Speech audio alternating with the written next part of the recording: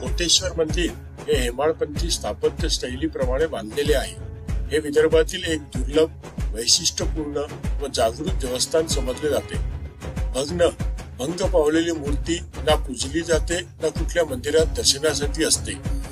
भंगलेली मूर्ती बदलून त्या ठिकाणी दुसऱ्या मूर्तीची प्रतिष्ठापना केली जाते. पण या मंदिरातील शिवलिंग हे भग्न झालेले असून लिंगाला एक छिद्र आहे. भग्न मूर्ती असलेले हे एकमेव मंदिर आहे. प्राचीन काळी एक गवळण आपल्या पती व इतर कुटुंबियासहित या भागात राहत होती. ती शंकर भगवानांची परमभक्त होती. रोज सकाळी बाजाराला दूध दही विकायला जाण्यापूर्वी ती मार्गातील महादेवाच्या मंदिरात पूजा आणि थोडे दूध अर्पण करून मगच पुढे जायची. हा तिचा नित्यनेम होता व अनेक वर्ष न चुकता हा नेम चालू होता. रोज देवाची पूजा करून बाजाराला जात असल्यामुळे तिला बाजारात पैसे पण चांगले मिळायचे. हा रोजचा क्रम वर्षोनुवर्षे आनंदात चालू होता.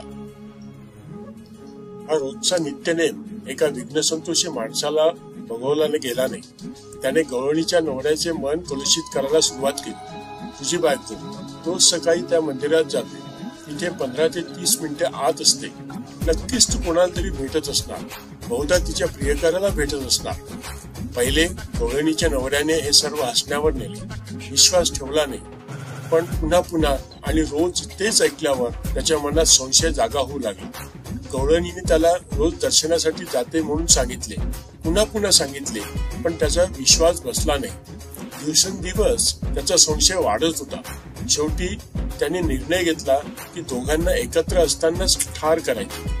दुसऱ्या दिवशी मोठा भाला घेऊन तोही गवळणीच्या मागोमाग निघाला. गवळणीने ते पाहिले. तिच्या लक्षात आले. तिला कळून चुकले की आज आपली धडकत नाही. नवरा आपल्याला आज ठार करणार. ती शिवाची प्रार्थना करू लागली. हे शंकरा, हे महादेवा, मला आश्रय दे, माझा जीव वाचव म्हणून काकुळतेने प्रार्थना केली. तेव्हा शिवलिंग दुभंगले आणि गवळणीने शिवलिंगाच्या आत उडी घेतली. पण नंतर लिंग पूर्णपणे सांधले गेले नाही. हे सर्व पाहून तिच्या नवऱ्याला खूप राग आला व त्याने शिवलिंगावर आपल्या भाल्याने जोरात प्रहार केला. त्यामुळे लिंगावर छिद्र झाले. हे असे छिद्र असलेले भग्न शिवलिंग आज पण इथे मंदिरात आहे आणि आपण पाहू शकतो.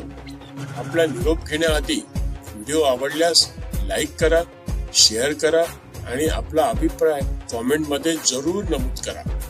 आणि हो, चॅनलला जर अजून सबस्क्राईब केलेले नसेल तर विनंती, कृपया सबस्क्राईब करा. धन्यवाद.